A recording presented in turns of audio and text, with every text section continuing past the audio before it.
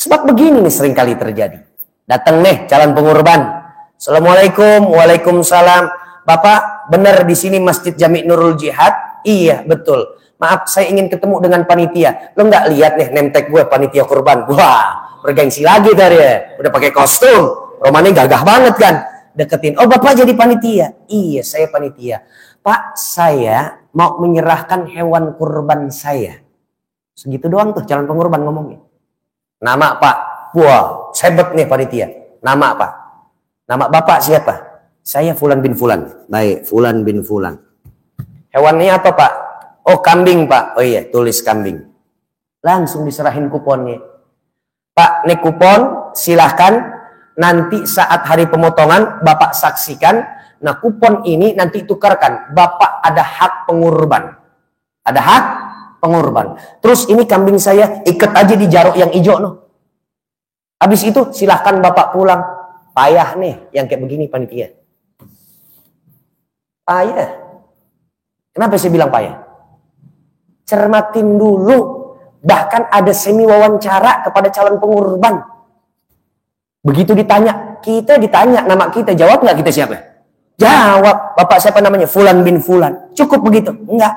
Tanya dulu, Bapak langsung pengurbannya? Karena boleh jadi dia cuma orang suruhan. Bosnya perintahin ke pembantunya, kirimin dong nih kurban gue nih ke masjid. Tapi yang dicatat nama pembantunya. Hari pemotongan hewan kurban, pas diumumin, untuk pemotongan hewan kurban selanjutnya kambing nomor 17 atas nama Bapak Fulan bin Fulan. Bosnya kebetulan melintas lewat. Nah kok jadi kambing dia? Betul nggak? Tanya dong Bapak siapa namanya? Oh Fulan bin Fulan. Bapak maaf, Bapak langsung selaku pengurbannya? Oh enggak, atasan saya. Nah kan terang tuh. Iya Pak, kan jadi terang. Oh jadi pengurbannya siapa? Bapak. Ini petugas pengantar aja. Nggak apa-apa catat. Tertib administratif. Kalau nanti ada hal-hal yang terkendala, tinggal lihat. Kemarin penyerahnya adalah Bapak ini ya. Iya, untuk pengorbannya Bapak ini ya. Iya, kan jelas tuh panitia. Kerjanya jadi oke gitu. Baru silakan pakai nunjuk name tag gue nih panitia. Baru boleh yang kayak begitu. Setelah itu, jelas pengorbannya siapa. Tanyakan tentang dia menyerahkan dengan niat kurban sunnah atau wajib. Bapak, mohon maaf. Ini Bapak kurbannya kurban sunnah atau kurban wajib? Begitu ditanya, kebetulan yang diserahkan barangkali kurang jelas. Wah, saya kurang jelas tuh. Memang ada perbedaan. Oh ada Pak. Nah, waktunya taklim di meja penerimaan hewan kurban. Waktunya taklim. Waktunya ladang pahala terbuka untuk panitia mentransfer ilmu, kasih wawasan, beri pengetahuan, share ilmu.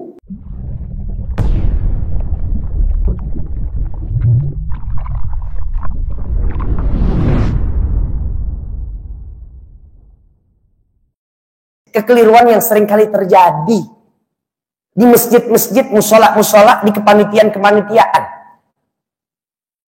Makanya saya senantiasa selalu menegaskan panitia yang bertugas untuk menerima hewan kurban di meja penerimaan hewan kurban itu haruslah yang bertugas semi ustadz. Artinya apa? Ilmunya harus mumpuni.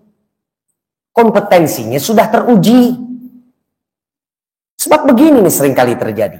Datang nih calon pengurban. Assalamualaikum, waalaikumsalam. Bapak, benar di sini Masjid Jami Nurul Jihad? Iya, betul. Maaf, saya ingin ketemu dengan panitia. Lo nggak lihat nih name tag gue panitia kurban? Wah, bergengsi lagi dari ya. Udah pakai kostum. Romannya gagah banget kan. Deketin. Oh, Bapak jadi panitia? Iya, saya panitia. Pak, saya mau menyerahkan hewan kurban saya. Segitu doang tuh calon pengurban ngomongnya. Nama Pak? Wah, hebat nih panitia. Nama Pak? Nama Bapak siapa? Saya Fulan bin Fulan. Baik, Fulan bin Fulan. Hewannya apa Pak? Oh kambing Pak. Oh iya, tulis kambing. Langsung diserahin kuponnya. Pak, nih kupon, silahkan. Nanti saat hari pemotongan, Bapak saksikan. Nah kupon ini nanti tukarkan. Bapak ada hak pengurban. Ada hak pengurban. Terus ini kambing saya, ikat aja di jaruk yang hijau. No. Habis itu silahkan Bapak pulang. Payah nih yang kayak begini panitia. Payah. Kenapa saya bilang payah? Cermatin dulu. Bahkan ada semi wawancara kepada calon pengurban.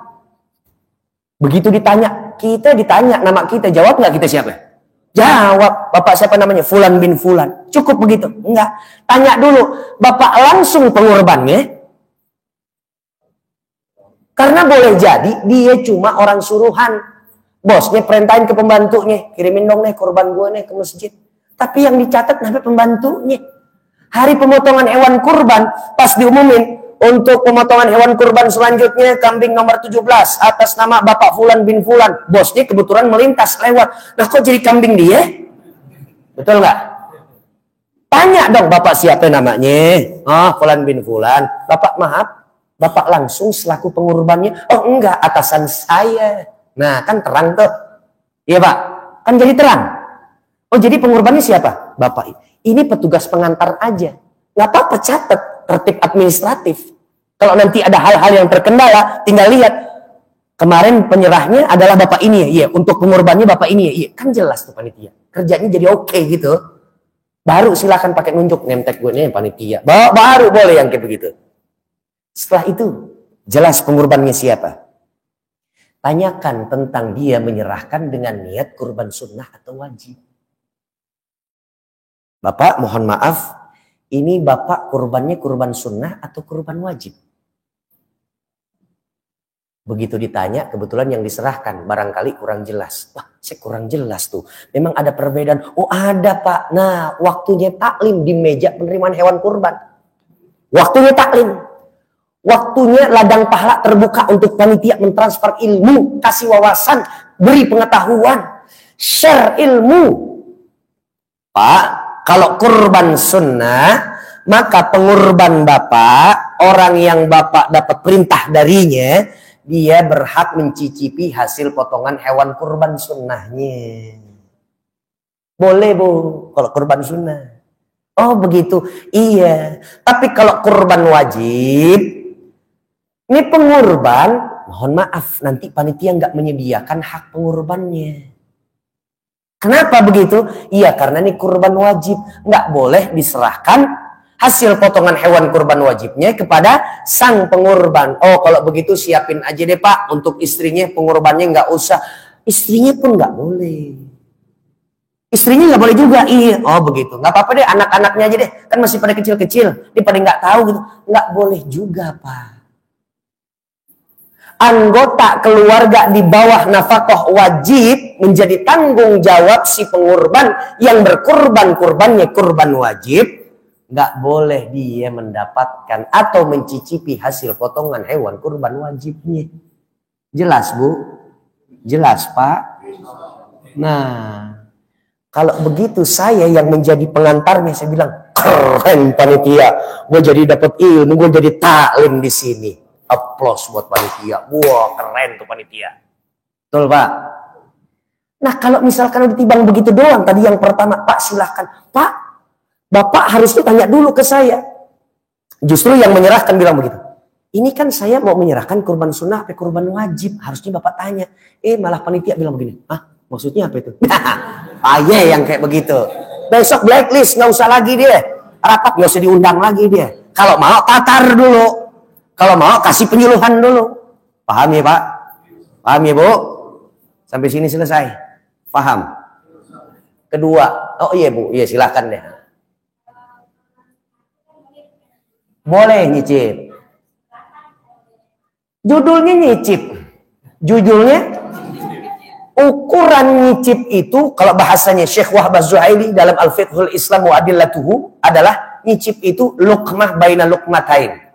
Sekunyah dua kunyah. Itu nyicip. Jadi, nih panitia aneh serahin kambingnya. Iya, nih kuponnya. Besok ente datang. Mana? Masjid. Dapat hak pengorban? Dapat. Berapa? Kambing dia punya paha belakangnya. Ente dapat 1. Tuh. Kan paha ada 4 begitu. Ada mau 4, lo potong aja sendiri. Namanya bukan nyicip tuh namanya. Cuma nyuruhin masjid mau motong. Nyicip. Ya. Hitungan tusuk sate paling 2-3 tusuk sate cukup. Ibu mau ambil sunnahnya, Bapak mau ambil sunnahnya, Rasul setiap menyerahkan kibasnya 2 untuk kemudian dipotong, yang dicicip oleh Nabi adalah min kabidi udhiyatihi. Yang diambil adalah ati domba. Ati itu yang senantiasa diambil aminah untuk dicicip. Fakulu minha dalam bahasa Al-Quran nih. Silahkan, ambillah, ciciplah sebagiannya. Sebagian kecilnya. Paham sampai sini, Pak? Paham sampai sini? Terjawab, Ibu? Kalau kurban wajib, biar kata sedikit-sedikit, nggak pakai sedikit-sedikit. Ya? Benar-benar nggak boleh itu. Oke. Kedua, di meja panitia juga tempat diseleksinya. Keabsahan hewan yang akan kemudian dijadikan sebagai kurban. Lulus apa enggak?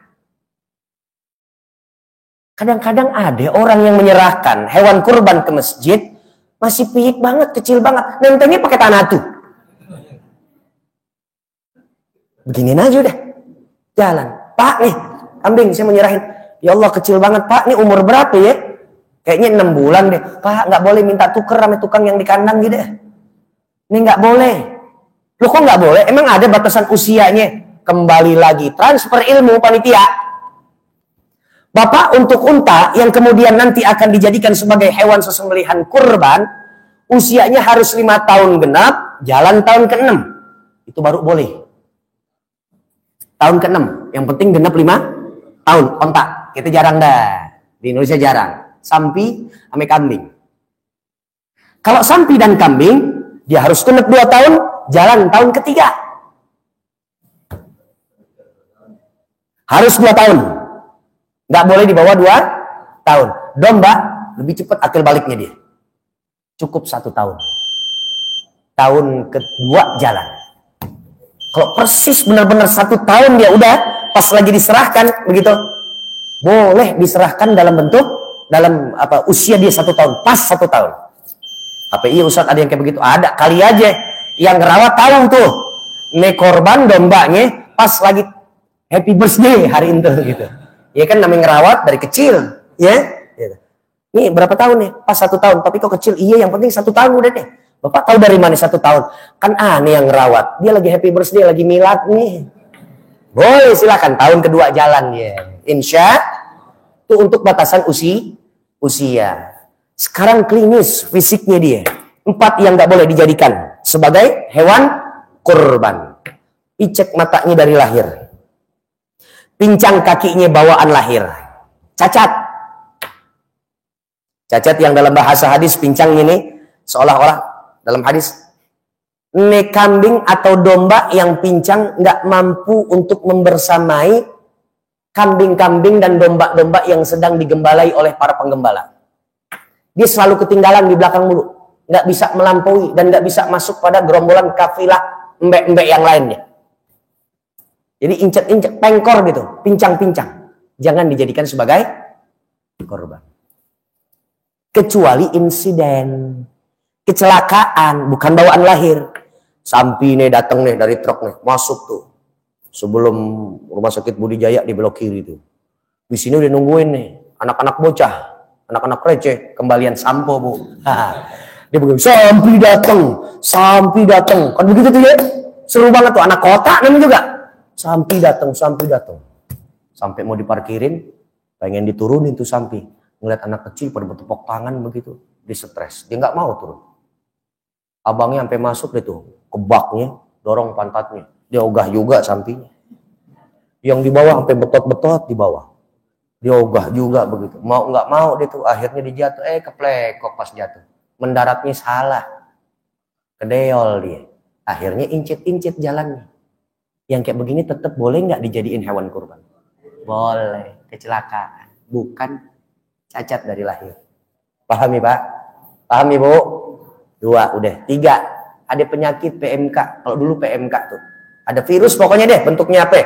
Bakteri pokoknya yang membahayakan saat hewan itu kurban dipotong, dagingnya tersebar luaskan, akhirnya jadi mudorot bagi yang mengkonsumsinya.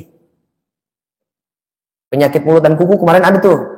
Ya kan, PMK, penyakit mulut dan kuku, makanya harus disertai dengan sertifikat sehat, ya, sertifikat sehat. Biasanya juga jam 8 saat briefing panitia, tuh petugas disebar tuh memang tuh. ya untuk mendeteksi ada nggak nih yang nggak ada kurang syarat dari sehatnya begitu. Makanya beli yang paling bagus deh pokoknya. Yang paling bagus. Jangan asal murah dan lain-lain begitu. Jangan. Takutnya apa ya? Takutnya saat memang ada virus atau bakteri di dalam tubuh itu sapi atau kambing, hewan kurban kita, nanti saat dimakan satu RW sakit perut, fakhira penuh akhir. Ntar bisa digoreng sama orang-orang yang antipati kepada Islam dan umat Islam. Mang enak loh. Lagian sih pembunuhan massal hewan-hewan. Kan dulu ada tuh berita yang kayak begitu. Pokoknya membuat framing Islam tuh jelek begitu. Sedikit aja hal yang sifatnya kebabaran, ya, kejebolan begitu, akhirnya digoreng. Bisa jadi 1,5 bulan pemberitaan di media itu aja gitu. Kalau pakai orang Islam aja yang, ya, la haula wala quwata. 3, pokoknya nggak boleh atau bersih dari bakteri, virus dan penyakit-penyakit hewan lainnya. Yang keempat, nggak boleh kurus, krempeng, begeng. Kambing 25 kilo sedang deh. 28, 29 sedang deh. Ya, begitu dibawa hewan kambingnya ditimbang cuma 7 kilo. 6,5 kilo udah isi perutnya. Betul Pak? Ya Allah, dagingnya nggak ada. Mau dijadiin apaan? Sop. Cuma diisep-isep doang tulangnya. 7 kilo, kalau dalam bahasa hadis tuh sampai Nabi bilang sumsum tulangnya pun nggak ada katanya. Sumsum tulangnya nggak ada, krempeng begeng. Jangan jadiin. Tuh, paham ya? Jadi panitia yang bertugas duduk di meja penerimaan hewan kurban haruslah yang jauh lebih kompeten ketimbang panitia di tempat-tempat dan di pos-pos yang lain. Insya. Selanjutnya, kesalahan panitia suka adanya transaksional, praktek jual beli hasil potongan hewan kurban. Sebagai apa? Upah potong buat ngegaji jagal. Jangan. Tekenin tuh Ustaz Sigit. Ngomong nih ketua panitia. Jagal. Ji, sekarang upah buat aneh tahun ini berapa? Samain aja ke tahun-tahun kemarin 650 aja. 11 tahun 650 juga gitu. Ani di Masjid Nurul Jihad, mau nggak ente? Kalau nggak mau aneh yang cari jagal yang lain deh kalau begitu. Ya udah deh nggak apa-apa 650. Wah, menang negosiasi ceritanya orang Nurul Jihad. Tapi jagal bilang, nggak apa-apa 650 tetap deh. Pala gue bawa pulang ya. Upah potongnya tambahin jadi 650 plus pala sapi ya tuh. Buat gue ame 5 kru gue. Kira-kira jadi ketua panitia, apalagi ketua DKM. Ngangguk ape geleng. Iyain ape tolak. Nggak boleh ada jual beli atau itu sebagai upah potong untuk si jagal dari hasil potongan hewan kurban yang tersembelih. Kesian. Siapa yang kesian? Pengorban. Karena kelalaian, ketidakkompetenannya panitia, akhirnya bikin pengorban ini tergadai dia punya pahala berkurban di sisi Allah. Siapa sih panitia? Panitia itu adalah wadah perkumpulan yang diisi oleh manusia. Di bentangan kanannya ada pengorban, bentangan kirinya ada mustahik. Pengorban sangat terbatas, dia nggak punya kemampuan untuk mengelola dari mulai menyembelih sampai mengelola sehingga sampai ke mustahik. Makanya ada panitia terbantu. Panitia menjadi perpanjangan tangannya pengorban. Panitia harapan besarnya para mustahik untuk kemudian didistribusikan. Jadi panitia harus bekerja sesuai dengan SOP syariah. SOP syariah. Nggak boleh diperjual belikan. Man ba'a udhiyah jilda udhiyatihi fala udhiyatalah. Siapa orang yang menjual belikan hasil potongan hewan kurbannya, maka sejatinya dia nggak mendapatkan pahala berkurbannya. Cuma gara-gara panitia nggak kompeten. La haula wala quwata. Ustaz, tapi boleh nggak kalau seumpama kita sudah menyerahkan hasil potongan hewan kurban tersebut kepada mustahik, tapi mustahik akhirnya mau diduitin. Diduitin. Contoh, saya punya masjid. Jadi dari ujung tanduk sampai ujung buntut nih sapi atau kambing, semuanya kita serahkan kepada mustahik. Yang mau merebut di Masjid Al-Atiq, saya berikan. Berapapun banyak atau jumlah hewan sampi, mereka dapat bagian kulit sampi. Kulit sampi semuanya udah dipretelin dari badannya itu sampi. Akhirnya itu sampi udah nggak pakai baju, kulitnya kita kasih, jajarin merebot, nih buat lo, nih buat lo, nih buat lo, nih buat lo. Ada 6 biji sampinya. Kebetulan 6 juga merebot nih, masing-masing satu. Yang penting udah sampai di tangannya mustahik. Merebotnya celingak-celinguk atuk dengan yang lainnya. Ngapain merebot? Iya, bini gue dikasih kulit kayak begini bikin krecek nggak bisa. Iya, iya Pak. Kerupuk kulit juga nggak mampu. Menjadiin beduk buat mainan anak-anak gue nggak bisa ngolahnya gimana. Jadi gimana maksudnya? Mau diduitin? Iya deh, duitin aja deh. Boleh panitia menjembatani dengan cara apa? Panggil pengepul kulit.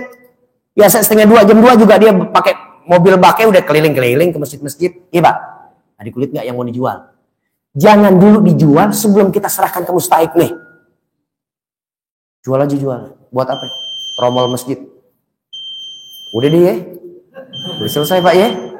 Dan ini udah gitu nih terakhir lagi saya. Sebelum keberangkatan saya menjadi petugas haji. Insya Allah hari Kamis jam 5.30 sudah berkumpul di Kementerian Agama untuk di briefing. Jadi kalau misalkan hari ini nggak tuntas, ya apa juga kalau nggak tuntas ngegantung, nggak enak banget ya. Ya, lanjut. Enak aja lanjut, orang pengen sholat isya no, ntar gimana? Lanjut ya, dikit lagi ya Bu ya, dikit lagi. Begitu udah diserahkan, silahkan diperjualbelikan sesuai dengan haknya si mustahik. Dia kepengennya apa, diseleranya apa, dihasratnya apa, silahkan. Terus dinikmatin dalam bentuk duit, hasil dijual, pemberian dari panitia kepada merebot, boleh nggak? Boleh, silahkan. Yang penting udah sampai di tangan mustahik. Yang berabe, kulit udah numpuk, jual aja jual. Kulit berapa? Dapat nggak 75.000? Kalau yang bagus, nggak bolong-bolong, 75.000, 100 deh begitu ya. Satu kulit sampi itu. Kalau dulu masih 250, sekarang 75-80 paling. Iya, deh. Terus masukin kemana nih? Masukin ke kas aja. Enggak, kasih mustahik. Kasih mustahik, dia mau dijualin, kita cuma menjembatani doang. Jadi wadah untuk negosiasi, pengepul tuh dia maunya sekian. Maunya berapa? Sekian, ya udah amprokin. Dapat kesepakatan harganya berapa begitu, ya udah bubar. Tapi kalau belum sampai di tangan mustahik, no, jangan. Pokoknya ujung tanduk sampai ujung buntut, sampai dulu ke mustahik. Nggak boleh? Ia dijual belikan tanpa sepengetahuan atau bahkan sebelum diserahkan kepada tangan mustahik. La haula wala quwata illa billah. Faham sampai sini Pak? Bapak yang mau akikah tapi mau juga kurban, mana yang didahulukan silahkan, dua-duanya jadi. Jangan sampai ada anggapan bahwa yang belum akikah belum boleh untuk berkurban kalau belum diakikahin. Sementara babenya udah meninggal dunia. Pak, Bu, saya sampein bahwa yang namanya akikah tugasnya adalah ayah kita untuk kita. Kalaupun ayah kita sampai meninggal dunia, beliau belum mengakikahkan, berarti kita jadi anak harus tahu posisi keuangan orang tua kita, berarti memang sangat cukup. Enggak lebih dari cukup namanya. Saat beliau meninggal dunia, apakah bisa kita mengakikahkan diri kita sendiri? Kalau kita mengakikahkan, termnya akikah dari tangan ayah untuk anak, bukan dari tangan kita untuk kita.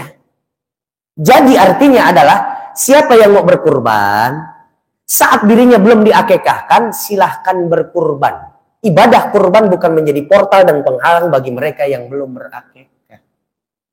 Paham? Nah, kalau udah pada ngangguk-ngangguk semua berarti udah bisa ditutup nih. Insya